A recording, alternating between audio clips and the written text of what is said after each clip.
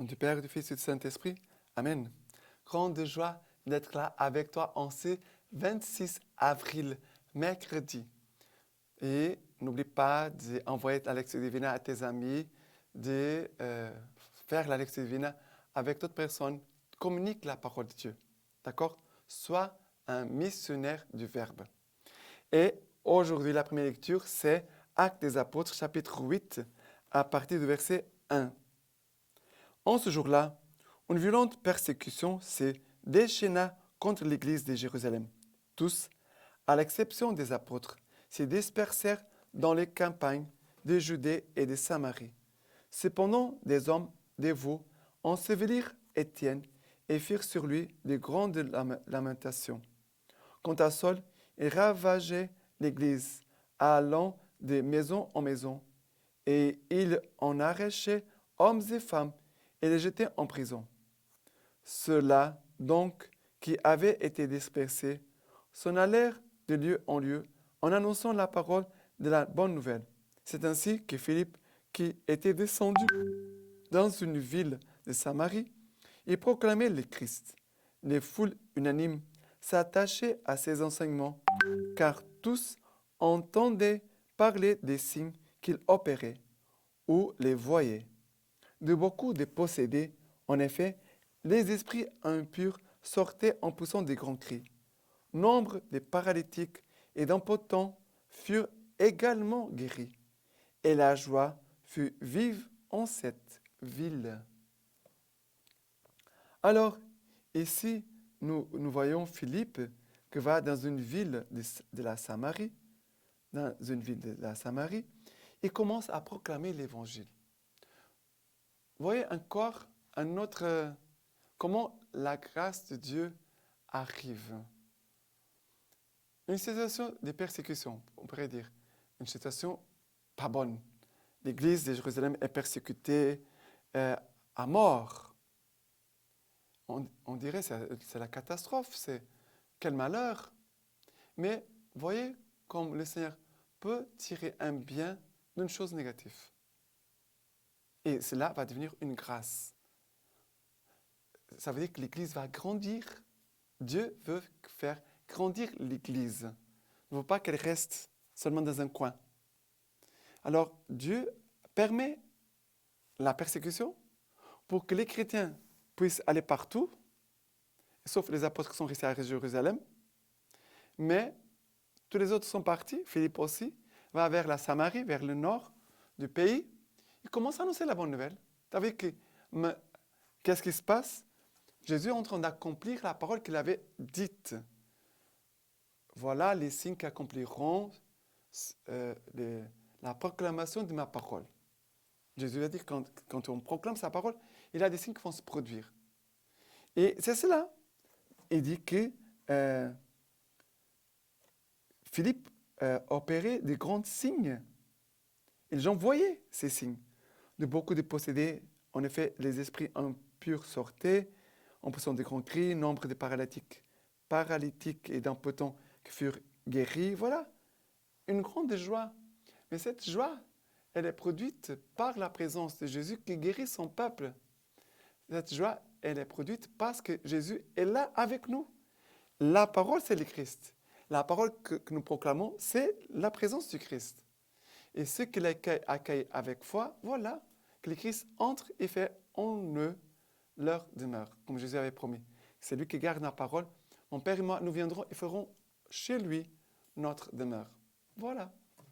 C'est beau, c'est très beau. Voilà la croissance de l'Église.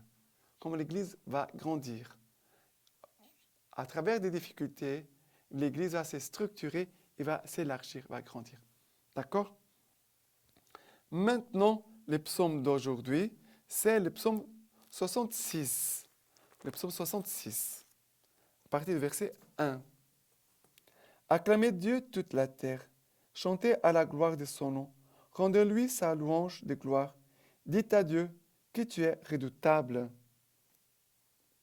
Toute la terre se prosterne devant toi, elle chante pour ton nom. Venez et voyez les gestes de Dieu, redoutables en nos faits pour les fils d'Adam. Il changea la mer en terre ferme. On passa le fleuve à pied sec. Là qu'on se réjouisse en lui, souverain des puissances éternelles. Voilà, ici, nous invite à la louange. Dites à Dieu que tu es redoutable, que tu es redoutable. Venez, voyez les gestes de Dieu, voyez les signes de Dieu que Philippe a accomplis, que Jésus a accomplis, et que aujourd'hui, dans l'Église, partout dans le monde, Jésus continue de faire des signes, des prodiges comme ça. Venez et voyez les gestes de Dieu redoutables en ont fait pour les fils d'Adam. Parce que Dieu continue d'aimer ses enfants, son peuple, et pour ça, il ne va pas laisser de faire de belles choses, des signes merveilleux pour nous soutenir dans la foi et aussi pour montrer vraiment que lui est le sauveur de notre corps et de notre âme. Que lui, elle est de tout-puissant sur toutes les choses qui existent sur cette terre. C'est lui le Seigneur. Et maintenant, l'évangile d'aujourd'hui, c'est Jean chapitre 6 à partir du verset 35. Jésus leur dit, « Moi, je suis le pain de vie. Qui vient à moi n'aura jamais faim. Qui croit en moi n'aura jamais soif. Moi, je vous l'ai dit. Vous me voyez et vous ne croyez pas. Tout ce que me donne le Père viendra à moi. Et celui qui vient à moi, je ne le jetterai pas dehors. Car je suis descendu du ciel pour faire non pas ma volonté, mais la volonté de celui qui m'a envoyé. Or, c'est la volonté de celui qui m'a envoyé que je ne perde rien de tout ce qu'il m'a donné, mais que je le ressuscite au dernier jour. Oui, telle est la volonté de mon Père, que quiconque voit le Fils et croit en lui ait la vie éternelle, et je le ressusciterai au dernier jour. Et si Jésus finit ce passage de l'évangile d'aujourd'hui en nous disant, qu'est-ce que c'est l'essentiel? Qu'est-ce que c'est l'essentiel pour toi? Qu'est-ce que c'est l'essentiel pour nous? L'essentiel, c'est d'avoir la vie éternelle. C'est la première chose. Ce n'est pas d'avoir beaucoup de vêtements, de richesses, nourriture, des voitures, des biens, beaucoup de formations, de cours supérieurs. Tout ça. Non.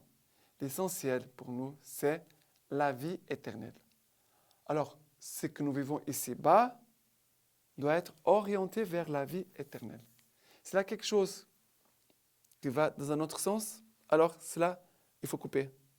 Car cela ne t'aide pas à marcher vers la vie éternelle. Jésus va dire, moi je suis le pain de vie. Qui vient à moi n'aura jamais faim. Qui croit en moi n'aura jamais soif. Voilà l'importance de l'Eucharistie, d'aller à la messe chaque jour. Jésus nous dit, je suis le pain de vie. Qui vient à moi n'aura jamais faim. Qui croit en moi n'aura jamais soif. Voilà ce que Jésus attend de nous aujourd'hui. Allez le trouver dans l'Eucharistie. Dites-lui votre faim, votre soif, votre foi, votre confiance. Mais Jésus, vraiment, il est venu faire accomplir la volonté du Père. Il dit, or, c'est la volonté de celui qui m'a envoyé que je ne perds rien de tout ce qu'il m'a donné. Voilà quelle est la volonté de Jésus pour nous tous. Mais vraiment, que nous puissions vraiment aller vers lui. Jésus dit, c'est lui qui vient à moi, je ne le jetterai pas dehors, car je suis descendu du ciel pour faire non pas ma volonté, mais la volonté de celui qui m'a envoyé. D'accord? Voilà ce que le Seigneur nous parle dans cet évangile aujourd'hui. Et en ce mercredi, la lecture patristique de Saint Justin. Ceux qui sont convaincus de la vérité de notre doctrine et de notre parole et qui y croient promettent de vivre selon cette doctrine. On leur enseigne à prier et à demander à Dieu en jeûnant le pardon de leurs péchés passés. Et nous-mêmes, nous prions et nous jeûnons avec eux. Ensuite, ils sont conduits par nous au lieu où se trouve l'eau et de la même manière que nous avons été régénérés nous-mêmes, ils sont régénérés à leur tour. Au nom de Dieu, le Père, Maître de l'univers, de notre Sauveur Jésus-Christ et de l'Esprit Saint, et sont alors lavés dans l'eau. Maintenant, voilà ces beaux récits qui nous parlent du baptême, au nom du Père, du Fils et du Saint-Esprit. Maintenant, je vous laisse la bénédiction par les mains toutes pures de la Vierge Marie. Que Dieu Tout-Puissant vous bénisse et vous garde, le Père, le Fils et le Saint-Esprit. Amen.